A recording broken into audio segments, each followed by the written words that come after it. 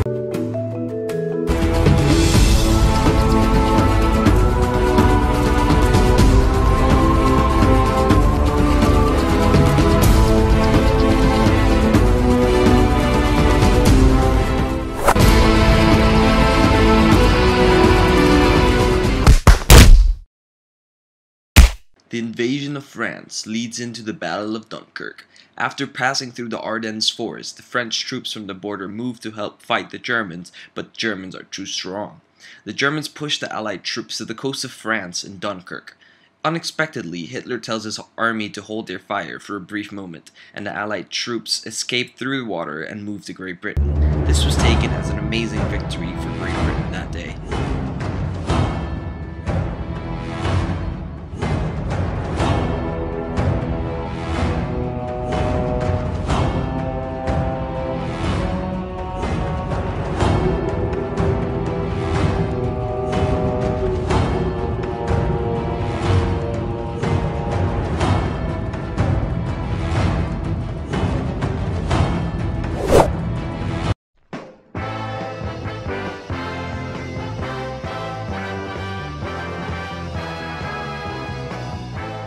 The Battle of London, which began with strong Nazi forces attacking the capital at night, led to a huge fire at the coast. The British knew the Germans were challenging them. A huge attack such as this one was bound to do industrial damage, but the majority of the Nazi bombs struck civilians and private property. Many houses were demolished. Street scenes like this one demonstrate the tragic story.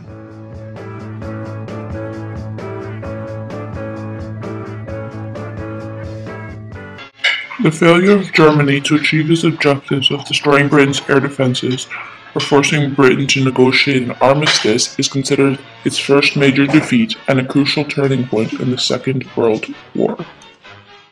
Beginning on the 22nd of June 1941, over 4 million soldiers of the Axis powers invaded the USSR along a 2,900-kilometer front. This was the largest invasion in history of warfare, and this led to the Battle of Kursk in 1943.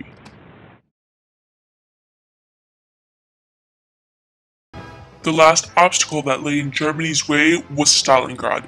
Hitler and his commanders were confident that the city would be theirs in a few days.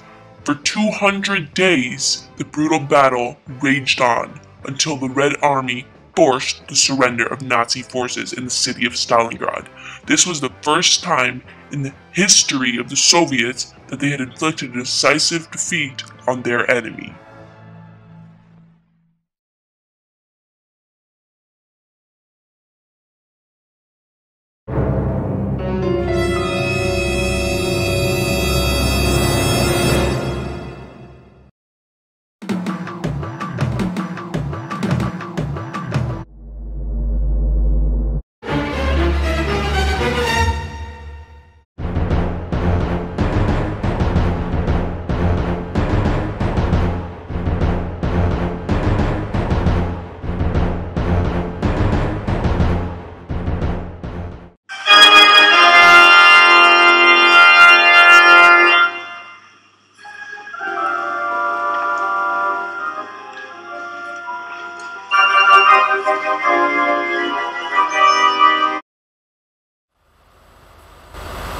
On 6th of June 1944, the long-awaited liberation of Europe by the Allies, codenamed Operation Overlord, began with landings on the Normandy coast. Encouraged by elaborate deception plans, the Germans expected the attack in the Calais region, and so the Normandy beaches were more likely defended. The first landings were made by parachute and troops to protect the flanks of the bridgehead, 2 U.S. airborne divisions in the west and 1 British airborne division in the east. From 6:30 a.m., 5 assault divisions came ashore from the 4,000 landing craft over a 50-mile front. Unprecedented supporting fire was provided by some 600 escorting warships and more than 10,000 Allied aircraft. Only on Omaha, where the Americans encountered steep cliffs and a cracked German coastal division where there were serious losses and delay. With some of their senior commanders away, the Germans were slow to respond. The only significant encounter attack by the 21st Panzer Division between British and Canadian forces was repelled.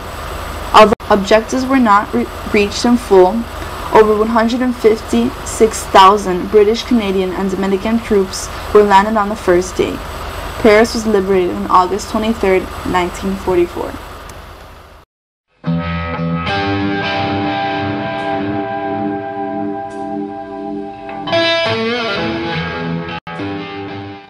In order to reclaim Europe from the Germans, Great Britain and the United States invaded Europe. The Nazis had already taken over France, so for France to help attack would be no use. Great Britain and the US fought hard and were finally able to reclaim France back on August 23, 1944. Europe was completely reclaimed on May 8, 1945, known as Victory in Europe.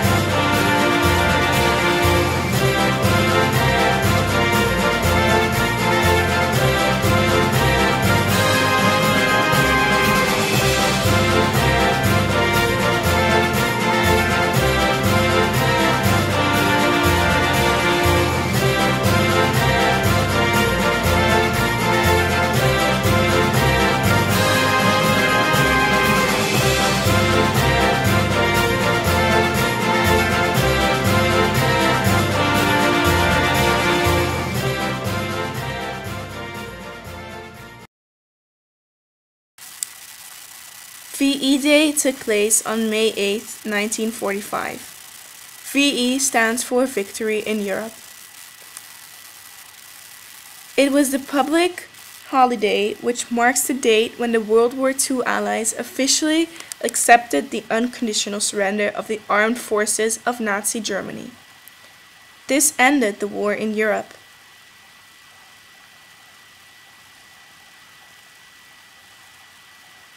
The act of military surrender was signed on May 7th in Reims, France, and on May 8th, 1945 in Berlin, Germany. Due to the fact that Adolf Hitler committed suicide on April 30th, 1945, during the Battle of Berlin, the surrender of Germany was authorized by his successor, President of Germany Karl Dönitz. After the surrender took place, massive celebrations erupted throughout the entire Western world.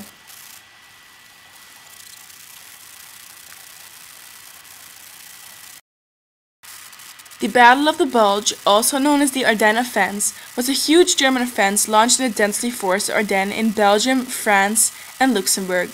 This was on the Western Front and took place from December 16, 1944 until January 25, 1945. The battle consisted of several smaller operations whose goal were to split the British and American Allied line in half, capturing Antwerp, and then proceed to encircle and destroy 4 Allied armies, which would force the Western Allies to negotiate a peace treaty in favor of Germany. Germany had tried to, for the last time, try and attack the Allies. Had heard vague rumors about the German attack. They were caught completely by surprise when they indeed did attack. Due to the weakly defended section of the Allied line, the Germans were able to advance a bit.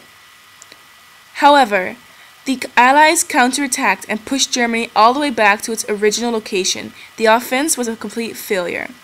With about 610,000 men committed and about 90,000 casualties, including 20,000 killed, the Battle of the Bulge is considered the largest and bloodiest battle fought by the United States in World War II.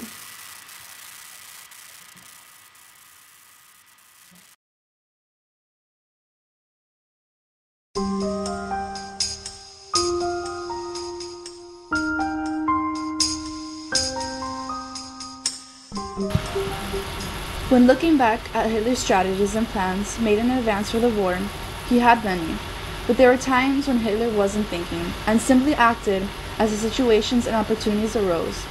For example, in the invasion of Poland, he thought that Great Britain wouldn't declare war on Germany, so he invaded Poland. He underestimated Great Britain, who then declared war on Germany, just like they said they would. Hitler believed that they wouldn't because of previous actions, but Great Britain had enough, because Hitler had gone too far. He believed he could do anything he wanted, which was one of his weaknesses. By the end of the war, Hitler was extremely weak. None of his strategies were working. Because it was the end of the war, he had no troops. He was just sending the troops he had left wherever he knew that there was Russians. Instead of him sitting down and actually coming up with strategies, he demanded commands to be fulfilled and completed right then and there, on the spot, depending on the situations that arose. One of his weaknesses was that he underestimated the power that the Russians had. The Russians had a large and strong army, which Hitler underestimated. This eventually led him to his downfall and losing the war. The Russians were also allies with Great Britain and the US, so if the Russians ever needed anything, the Allies were there to back them up.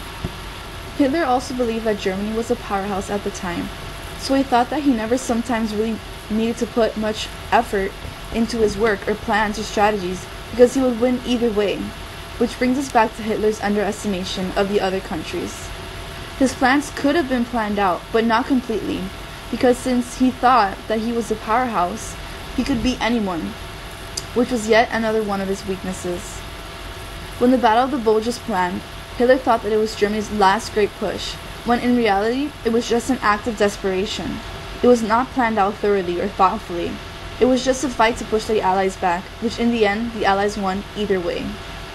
Another aspect that showed Hitler's weakness and aging was the shaking of his hands. He held it behind his back so that many wouldn't notice, but most knew about it. It shows that the war and everything he had done at the end was taking a great toll on him. One can see how nervous and stressed out he was, making him look older and age quicker. Hitler had his good times and his bad times, but even he knew that eventually all good things come to an end. There are many views today of discussing whether his plan was pre-planned or if he just took advantage of opportunities that arose as the time came. I find that Hitler's strategy for war was thoroughly pre-planned, and he did not just perform as things came. He had a mindset, a plan, and he knew what he wanted to do. The Nazi-Soviet pact is an example of Hitler thinking beforehand. He knew the Germans were strong and would be annoying to have as an enemy. So, using the Nazi-Soviet pact, he could keep them away from him for a while until he attacked the communists. It also made it easier to take over Poland with the help of the Soviets. Also, in Mein Kampf, Hitler clearly stated that he wanted to eliminate the Jews from the face of the world. The invasion of Denmark and Norway was also pre-planned because Hitler knew that if he had these countries, he could prevent a blockade like in World War I and attack Great Britain using blitzkrieg. Many also say because of appeasement, Hitler just took advantage of the opportunities he got due to this. This is wrong. He had everything pre-planned except the defeat of Germany. Appeasement just helped him with his strategy to take over Europe and the rest of the world. An example of this is also the invasion of Holland. If you could see in the videos, you clearly see that these Germans knew what they were doing and where they had to be in attack, and it ended in no one getting almost hurt. Thus, Hitler pre-planned all of his World War II and did not just take opportunities when they arose.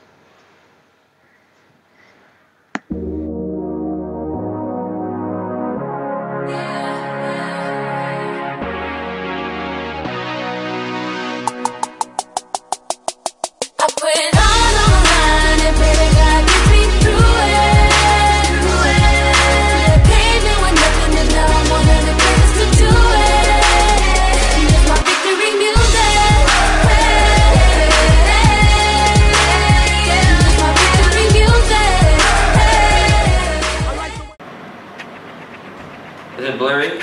It's actually. Are you recording? Yeah, but now it's not. Yo, I'm hungry so much right now. Holy You're hungry shit. so much? Yeah.